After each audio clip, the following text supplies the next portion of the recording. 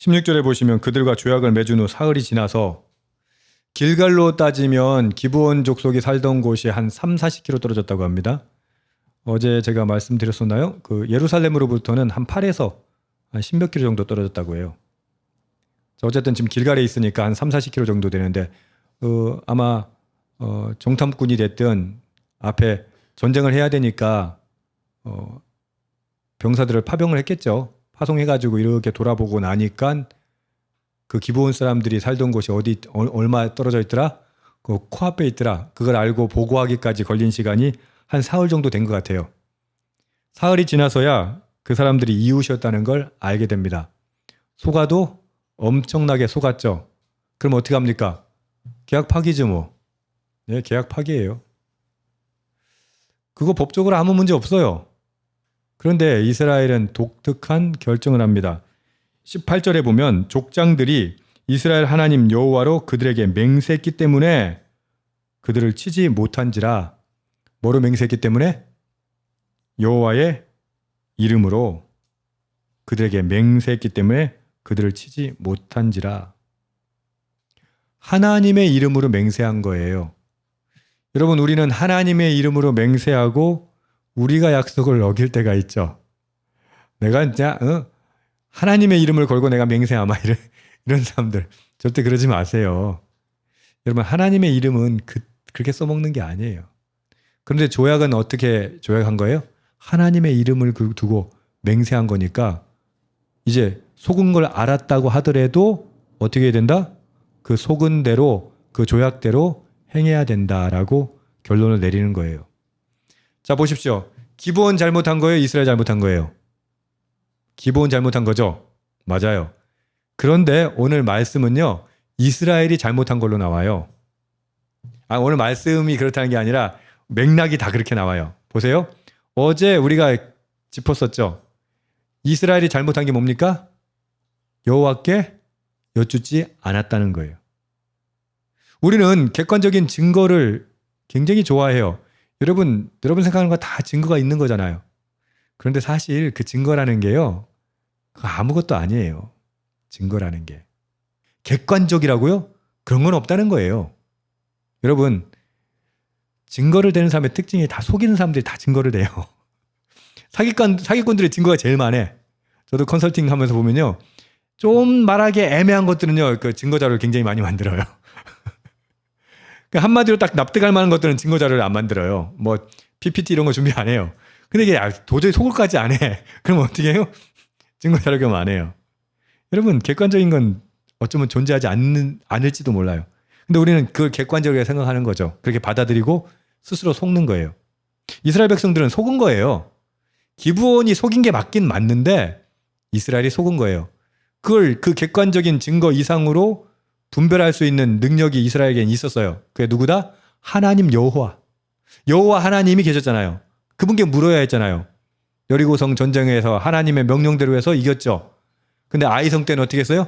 객관적인 증거를 가지고 아이성을 쳐들어간 거 아닙니까? 객관적인 증거 뭐예요? 정탐꾼들이 보니까 2, 3천 명이면 됩니다.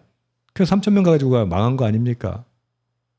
똑같아요. 우리 인생이요, 늘 하나님께 여쭤야 되는데 하나님께 여쭙지 않고 자, 감대로 해. 여기서 말하는 감이라고 하는 건 증거들, 자료들을 가지고 하는 거예요.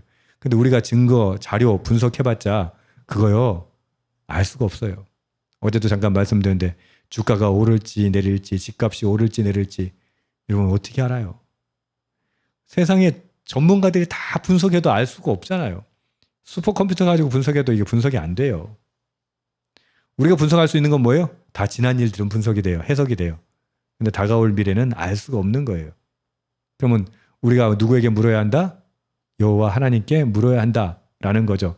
이스라엘은 그러지 못했던 거예요. 기브온이 거짓말한 건 잘못이지만 그보다 더 큰 잘못은 무엇이다? 하나님께 여쭙지 않았다는 거예요. 19절에도 보면요, 족장들이 나옵니다. 족장이 모든 회중에게 이르되 이스라엘의 하나님 여호와로 그들에게 맹세하였은즉 이제 그들을 건드리지 못하리라. 그 위에 18절에 보면 회중이 다 족장들을 원망하니, 이 원망이라는 단어가 이스라엘 백성들이 하나님 원망할 때 쓰는 단어가 똑같아요. 근데 여기서 원망은 단어는 똑같은데 하나님의 말씀대로 순종하기를 따랐는데 이게 어떻게 돼요? 이게 이 조약을 맺는 바람에 어떻게 해요? 하나님과의 약속을 못 지키게 됐어요. 가나안을 진멸하는 거. 그 약속을 못 지키는 거에 대한 원망, 두려움이 있었던 거죠. 족장들이 어쨌든 하나님 이름으로 맹세했기 때문에 어쩔 수 없다라고 하는데 20절 보십시오. 우리가 그들에게 맹세한 맹약으로 말미암아 진노가 우리에게 임할까 하노니. 이게 또 무슨 말입니까? 하나님의 이름으로 맹세했잖아요. 언약했잖아요. 근데 만약에 이걸 어기면 어떻게 된다? 하나님의 진노가 내려온다는 거예요. 우리가 오해하고 착각하는 게 뭐냐면 상대방이 나쁜 생각을 했기 때문에, 상대방이 술을 썼기 때문에, 상대방이 거짓말했기 때문에 상대방이 100% 잘못입니다. 예, 맞아요. 100% 잘못일 수 있어요. 그런데 여러분, 하나님의 사람은요, 약속한 걸 끝까지 지켜요. 오늘 이 말씀도 이 이후에 계속 여러분들이 관찰해 보면요, 억울하지만, 속았지만 하나님의 이름으로 약속한 걸 지켰을 때 하나님이 어떻게 하신다? 놀라운 역사로 행하세요. 우리는 상대방이 속였기 때문에 나 절대 이 계약들을 할 수 없어. 뭐 그렇게 하셔도 돼요. 근데 만약에 여러분들이 하나님의 자녀인 거, 하나님의 백성인 거 뻔히 알고 그랬다면, 그 사람이 그거 알고 속였다면 여러분 그냥 속아주세요. 왠지 아세요? 하나님이 갚아주시기 때문이에요. 이스라엘 백성은요, 그 하나님의 이름 때문에 속았지만 그대로 약속을 지킵니다. 그리고 하나님은 그런 이스라엘 백성을 지키십니다.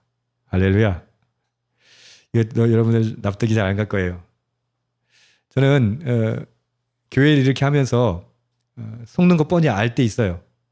아, 이거 속는 거야. 근데요, 목사니까 속아야 돼요. 교회를 대표하기 때문에 속아야 돼요. 그러면 누가 갚아주신다고요? 하나님 갚아주세요. 그 사람은 나를 이용해 먹어요. 속여 먹어요. 근데 내가 목사니까, 우리가 교회니까 어떻게? 속아주는 거예요. 그럼 하나님이 100% 갚아주세요.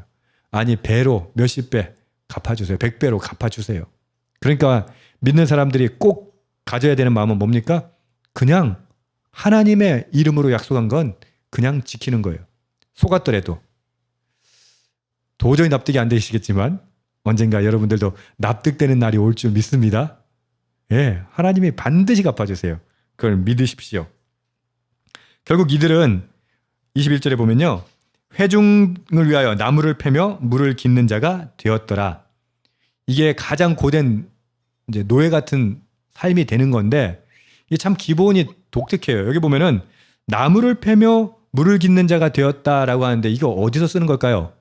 각각 개인한테 쓰는 게 아니라 성전 제사에 쓰이는 거예요. 결국 기브온 사람들은 물론 가장 낮은 신분이었지만 어디에 사용되게 되었다? 하나님의 제사에 사용되게 됩니다. 그리고 기브온 사람들은 이스라엘에 흡수됩니다. 할렐루야. 속는 게 무조건 손해는 아니에요. 하나님께서 인도하실 때, 하나님께서 역사하실 때, 속아주고 그 약속 지킬 때 하나님 놀라운 기적을 베푸세요. 첫 번째는 아까 말씀드린 것처럼 우리에게 복을 주세요. 그래, 내 이름으로 속았지? 그래, 약속 지켰으니까 내가 너희들 축복할게. 축복하시고요. 두 번째 뭐예요? 나 속인 사람 하나님께서 구원하세요. 할렐루야. 그 누구였다? 기브온이었다니까요. 결국 이들은 성전에서 그 중요한 장작 패는 일, 그 다음에 물 기르는 일, 기브온이 맡게 돼요. 저와 여러분이 믿음으로 속아줄 때, 하나님의 이름을, 그 이름으로 약속했던 거 지킬 때 하나님께서 이런 놀라운 기적 베푸실 줄 믿습니다. 그리고 놀라운 역사 가운데 저와 여러분을 사용하실 줄 믿습니다. 주님, 속겠습니다. 바보같이 속는 게 아니라 믿음으로 속아주겠습니다. 그리고 하나님의 이름으로 약속한 거 끝까지 지키겠습니다. 그렇게 우리와 상대가 모두 복받게 하여 주시옵소서. 기도할 수 있는 저와 여러분 되기를 소망합니다. 아멘.